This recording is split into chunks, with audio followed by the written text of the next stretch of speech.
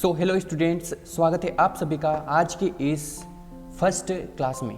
क्योंकि इस first class में हम सीखेंगे कंप्यूटर्स के बारे में, कंप्यूटर और लैपटॉप क्या होता है। हालांकि आप सभी के मन में यह सवाल चल रहा होगा कि आखिर कंप्यूटर और लैपटॉप में क्या डिफरेंट है। ठीक है, सो हम इसी डिफरेंट को समझने के लिए आज के इस क्लासेस में आए हैं। ठीक है,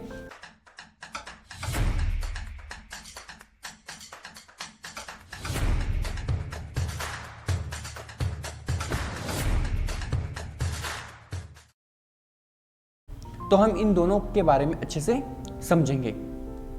सबसे पहले मैं आपको यहाँ पर एक और चीज़ क्लियर कर देता हूँ। बहुत सारे ऐसे कहते हैं कि कंप्यूटर का फुल फॉर्म होता है, कंप्यूटर का फुल फॉर्म होता है। उनके लिए यहाँ पर कुछ स्पेशली मैं लेके आया हूँ कि आखिर कंप्यूटर का फुल फॉर्म क्या होता है। देखिए, एक अंदर की बात है जो कि आपको आगे पता चली जाएगी आखिर कंप्यूटर का फुल फॉर्म होता है कि नहीं होता है। ठीक है, तो हम यहाँ पर पहले तो ये समझेंगे कि आखिर कंप्यूटर का जो फुल फॉर्म है वह क्या होता है। ठीक है, सो आप यहाँ पर देख सकते हैं कंप्यूटर का फुल फॉर्म है सी से कॉमन यानी कि सामान्य, उसके बाद में ऑपरेटिंग यानी कि संचालित करने वाला, उसके बाद में एम से मशीन, उसके बाद में पी से पर्टिकुलरली जिसे विशेष रूप से जिसे कहा जाता है, उसके बाद में यूज्ड फॉर यानी कि उपयोग किया जाता है, टेक्नोलॉजिकल यानी कि तकनीकी, एंड एजुकेशनल और शैक्षणिक जो कि शैक्षणिक होता है, आर से रिसर्च यानी कि अनुसंधान।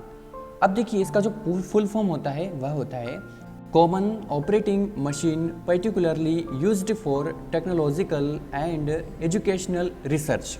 यानी कि इसका जो फुल फॉर्म बताया गया है यह कुछ इस प्रकार से बताया गया है। अब देखिए, जो मैं अंदर की बात आपको बताने वाला हूँ यह बहुत ही इम्पोर्टेंट होने वाली है। ये किसी भी एग्जाम्स में अगर पूछा जाता है कि क्या वास्तविक कंप्यूटर का कोई फुल फॉर्म होता है, तो यहाँ पर आपको एक अंदर की बात है वह यहाँ पर पता चल जाएगी। ठीक है, सो यहाँ पर आप देख सकते हैं कि यह कंप्यूटर का एक रचनात्मक यानी कि अनऑफिशियल फुल फॉर्म है। अनऑफिशियल का मतलब ये होता है कि यह कोई ऑफिशियल यानी कि कोई प्रसिद्ध या फिर यूँ कह सकते हैं हम कि कोई यह कंप्यूटर का फुल फॉर्म नहीं होता है। रचनात्मक का मतलब होता है कि यह सिर्फ अपने समझने के लिए फुल फॉर्म बनाया गया है, जिसे लोग कंप्यूटर को समझने के लिए इस्तेमाल करते हैं। राइट, तो ये इस प्रकार से आप इसे समझ सकते हैं। हालांकि कंप्यूटर का कोई आधिकारिक का मतलब होता है ऑफिशियल फुल फॉर्म नहीं है, मतलब कि कंप्यूटर का कोई भी फुल फॉर्म नहीं होता है।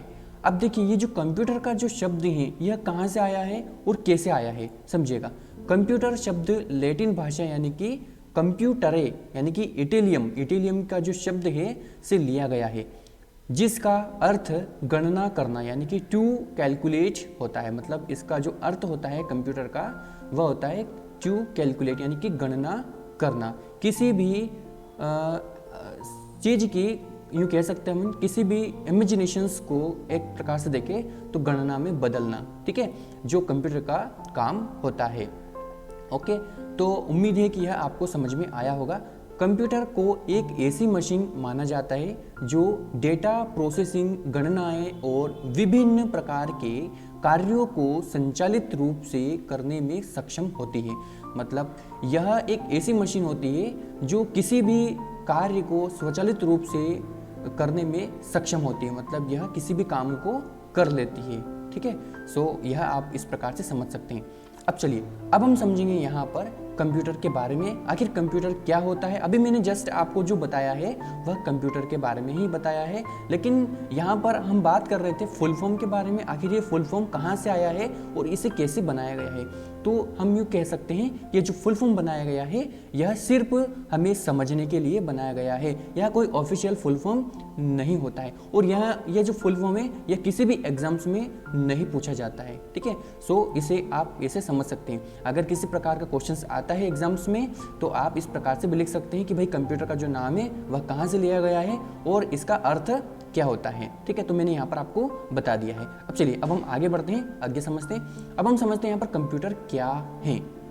आखिर आप सभी के मन में कहीं ना कहीं ऐसे सवाल जरूर से चल रहे होंगे कि आखिर ये जो कंप्यूटर है यह क्या होता है। समझिएगा, कंप्यूटर एक इलेक्ट्रॉनिक मशीन है जो डेटा के स्टोर, प्रोसेस और प्रदर्शित यानी कि जो डिस्प्ले होती है उसे कहा जाता है, करता है। यह हमारे कई कामों को तेज और आसान बनाता है, जैसे गणना करना यानी कि कैलकुलेशंस जो होती है उसे करना, जानकारी सहेजना जो इन्फॉर्मेशन होती है उसको स्टोर करके रखना, गेम खेलना, चित्र बनाना, वीडियो देखना और इंटरनेट चलाना। मतलब जो कंप्यूटर है इसके अंदर इस प्रकार के जो काम है वह किए जाते हैं। ओके, उसके बाद में अब हम समझते हैं यहाँ पर कंप्यूटर कैसे काम करता है। अब देखिए कंप्यूटर काम कैसे करता है समझिएगा, इसकी 3 स्टेप्स होती है काम करने की, समझिएगा। कंप्यूटर 3 मुख्य चरणों में काम करता है। अभी के कौन से चरण है?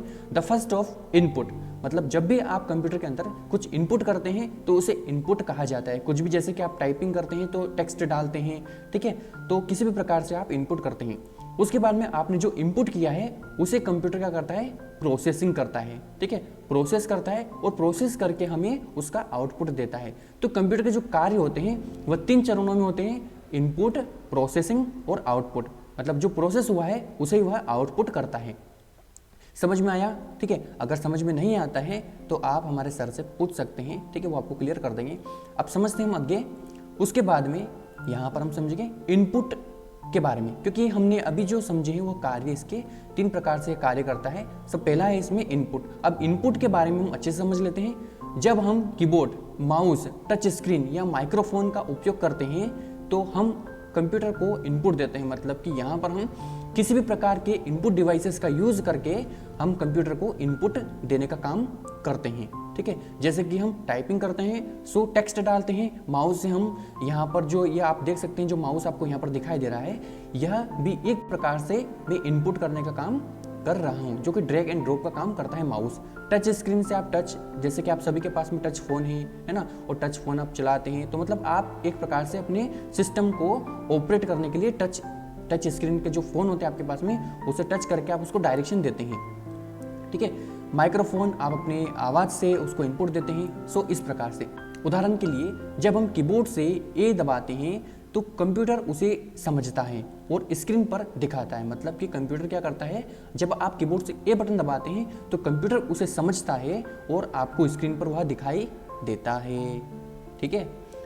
उसके बाद में अगला है इसमें प्रोसेसिंग। अब देखिए प्रोसेसिंग क्या होती है समझिएगा। कंप्यूटर का दिमाग जिसे CPU यानी कि सेंट्रल प्रोसेसिंग यूनिट कहते हैं। अब देखिए ये कभी कभी एग्जाम्स में पूछा जाता है कि कंप्यूटर का मस्तिष्क किसे कहा जाता है, कंप्यूटर का जो CPU होता है उसका फुल फॉर्म क्या है, ठीक है। तो कंप्यूटर का जो मस्तिष्क होता है उसे CPU कहा जाता है। कंप्यूटर का जो फुल फॉर्म CPU का जो फुल फॉर्म होता है वह सेंट्रल प्रोसेसिंग यूनिट होता है। यहाँ पर ध्यान रखिएगा, ठीक है।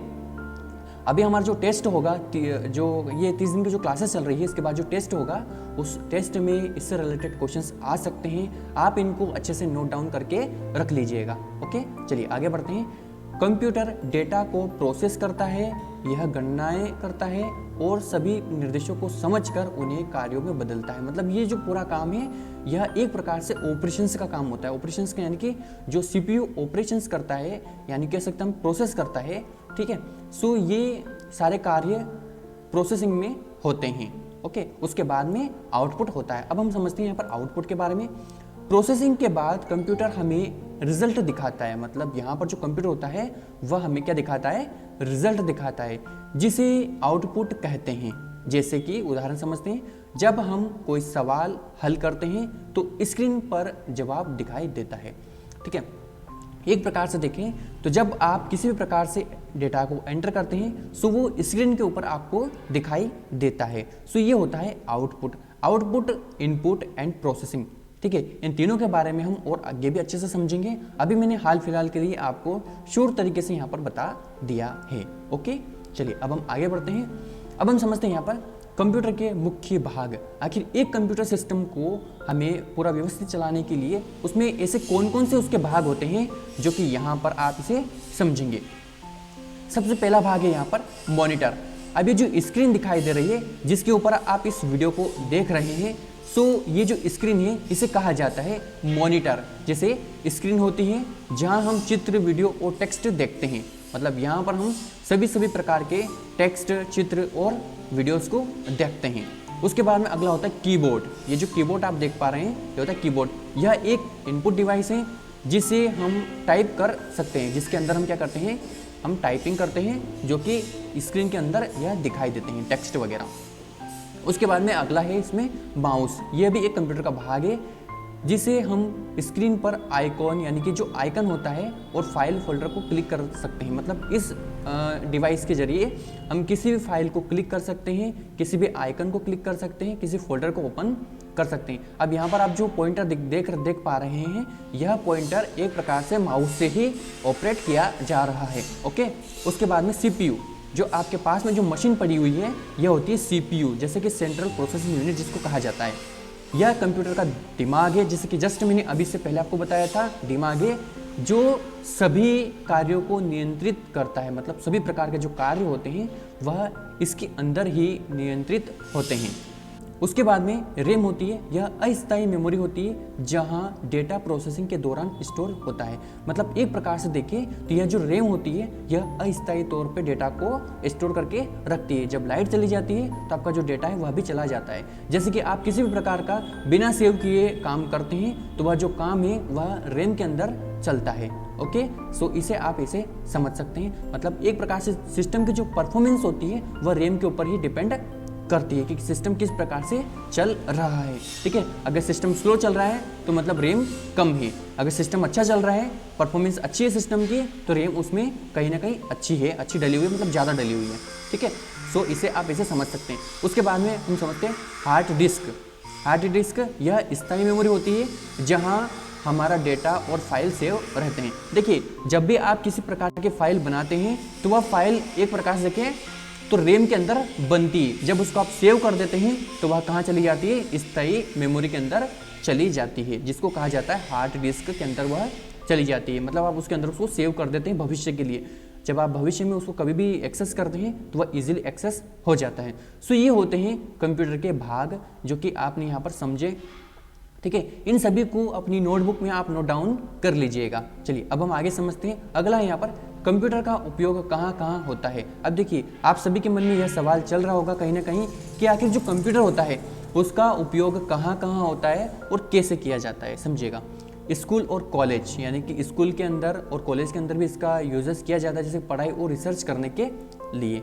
ऑफिस यानी कि डॉक्यूमेंट्स बनाने के लिए, ईमेल भेजने और डाटा सेव करने के लिए, मतलब ये ऑफिस के अंदर भी इसका यूजेस किया जाता है। अस्पताल में भी इसका यूज़ किया जाता है ना, मरीजों की जानकारी रखने के लिए। ठीक है, और ऑपरेशंस में मदद करने के लिए, मतलब यहाँ पर जब ऑपरेशंस किए जाते हैं तो वहाँ पर भी इसमें मदद मिलती है जानकारी को रखने के लिए।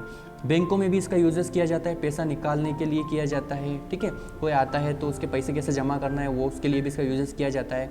घर में भी किया जाता है, ऑनलाइन पढ़ाई करने में या फिर गेम खेलने में। ठीक है, आप सभी वैसे गेम खेलने में एक्सपर्ट हैं ही सही। ठीक है, तो यहाँ पर मनोरंजन के लिए भी इसका यूजेस किया जाता है। अब जैसे कि यहाँ पर आप देख सकते हैं स्कूल हो गया है ना, उसके बाद में ये कॉलेज हो गया, उसके बाद में ये ऑफिस हो गया, उसके बाद में हॉस्पिटल हो गया, बैंक हो गई, उसके बाद में ये अपना घर हो गया जो कि आप सभी का घर ये है। ठीक है, सो यहाँ पर सभी जगह पर इसका यूजेस किया जाता है। अब हम समझते हैं यहाँ पर लैपटॉप के बारे में। अभी हमने जो समझा है वह कंप्यूटर के बारे में समझा, अब हम समझते हैं यहाँ पर लैपटॉप के बारे में। हालांकि जो लैपटॉप है वह क्या है और लैपटॉप के अंदर ऐसा क्या चेंजेस है जो कंप्यूटर के अंदर नहीं है, और कंप्यूटर के अंदर क्या क्या चीज़ें लैपटॉप से कम है। ठीक है, सो ये हम इसमें समझेंगे। अब लैपटॉप क्या है समझिएगा। लैपटॉप एक छोटा और हल्का कंप्यूटर होता है, मतलब ये भी एक प्रकार से कंप्यूटर का काम करता है, मतलब कंप्यूटर है ही सही, जिसे आसानी से कहीं भी ले जाया जा सकता है। यह डेस्कटॉप कंप्यूटर की तरह ही काम करता है, लेकिन इसमें बैटरी लगी होती है जिससे यह बिना बिजली में भी कुछ घंटों तक काम कर सकता है। मतलब एक प्रकार से देखें तो इसमें कुछ बैटरी बैकअप भी होता है जो कि लाइट चली जाने पर भी यह एक आध से 2 घंटे तक चल जाता है। ठीक है, सो इसे हम इस प्रकार से समझ सकते हैं। तो ये लैपटॉप होता है। अब लैपटॉप के कुछ मुख्य भाग होते हैं, समझिएगा। लैपटॉप के कुछ मुख्य भाग है जैसे कि मॉनिटर हो गया, कीबोर्ड हो गया है ना, उसके बाद में टच पैड हो गया, स्पीकर और माइक हो गया, वेबकैम हो गया, CPU हो गया, उसके बाद में रैम हो गई है ना, हार्ड डिस्क हो गया, उसके बाद में हार्ड डिस्क या फिर SSD, उसके बाद में बैटरी। मतलब ये जितने भी आप यहाँ पर देख रहे हैं ये सभी इंटरनल होते हैं। इंटरनल का मतलब होता है इसके अंदर सारे सारे इनबिल्ड होते हैं। अब आप देख सकते हैं कि ये जो डिस्प्ले है इसकी, ये डिस्प्ले लैपटॉप के साथ है, मतलब ये एक प्रकार से इनबिल्ड है। इनबिल्ड का मतलब होता है जो पहले से इसके साथ हो। ठीक है, कीबोर्ड भी इनबिल्ड है, माउस भी इनबिल्ड है। ये जो आप देख पा रहे हैं ना, ये इसको टच पैड बोलते हैं, ये होता है माउस। ठीक है, अब आपको थोड़ा सा मैं क्लियर कर देता हूँ। मॉनिटर ये हो गया, कीबोर्ड इसका ये कीबोर्ड आप देख सकते हैं। उसके बाद में थोड़ा सा मैं इसको जूम कर लेता हूँ, आपको समझ में आ जाएगा। ठीक है, सो यहाँ पर ये कीबोर्ड मैंने बताया, टच पैड ये जो दिख रहा है ना आपको, ये टच पैड होता है। किसी भी आप लैपटॉप में देखेंगे तो ये टच पैड होता है उसका। स्पीकर और माइक इसी के अंदर इनबिल्ड होते हैं। सो वो मैं कैसे आपको यहाँ पर दिखा नहीं पा रहा हूँ, कोई दिक्कत नहीं है, लेकिन वो इसके अंदर इनबिल्ड होते हैं। ठीक है, उसके बाद वेब कैम, यहाँ पे आप देख सकते हैं कि ये जो जगह दिख रही है ना, इसमें वेब कैम होता है, जिसमें हम हमारे जो इमेजेस वगैरह, फोटो वगैरह वो भी फ्रंटेड ले सकते हैं। सीपीयू ये जो दिख रहा है, ये सीपीयू होता है। रैम ये रैम होती है। ठीक है, ये हार्ड डिस्क होती है, और ये बैटरी होती है। मतलब बैटरी कुछ इस प्रकार से लैपटॉप के अंदर होती है। ठीक है, उम्मीद है कि ये आपको समझ में आया होगा। अगर समझ में नहीं आया है तो आप सर से पूछ लीजिएगा। ठीक है, अब हम आगे इनके बारे में थोड़ा डिटेल्स में समझ लेते हैं। आखिर जो लैपटॉप होता है, इसके अंदर जो सामान होता है वह किस प्रकार से होता है और क्या क्या होता है। ठीक है, सो इसके बारे में हम थोड़ा सा डिटेल्स में समझ लेते हैं।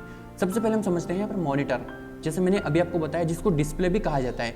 इसमें हम चित्र, वीडियो और टेक्स्ट देख सकते हैं।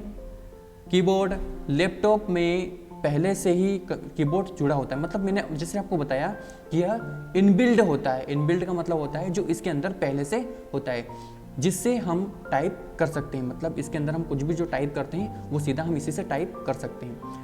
टच पैड एक माउस का काम करता है। यह माउस की तरह काम करता है और स्क्रीन पर कर्सर को नियंत्रित करता है, कर्सर को कंट्रोल करता है। जैसे कि कर्सर आपको दिखाई दे रहा है, यह जो टच पैड होता है उससे भी इसको चलाया जा सकता है। उसके बाद में सीपीयू, जिसको बोला जाता है सेंट्रल प्रोसेसिंग यूनिट, यह लैपटॉप का दिमाग होता है जो सभी गणनाओं और प्रोसेसिंग को करता है। मतलब जो प्रोसेसिंग होती है उसको यह करता है। यह उसके अंदर इनबिल्ड होता है।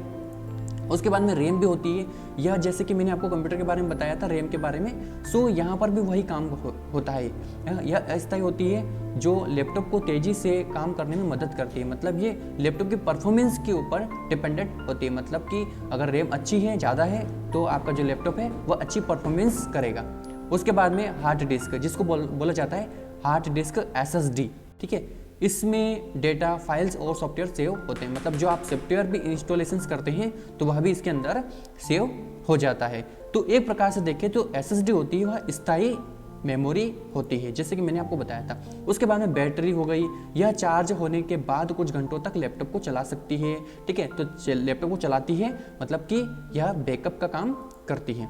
उसके बाद में स्पीकर और माइक हो गए। लैपटॉप में इनबिल्ड स्पीकर और माइक होते हैं। देखिए, मैंने आपको माइक्रोफोन वगैरह ये बताया था कि इसके अंदर ऑलरेडी इनबिल्ड होते हैं, जिससे हम आवाज़ सुन और रिकॉर्ड कर सकते हैं। मतलब स्पीकर से हम आवाज़ को सुन सकते हैं और माइक से हम, जो माइक्रोफोन होता है, उससे हम आवाज़ को रिकॉर्ड कर सकते हैं। मतलब आवाज़ को इधर से इनपुट कर सकते हैं।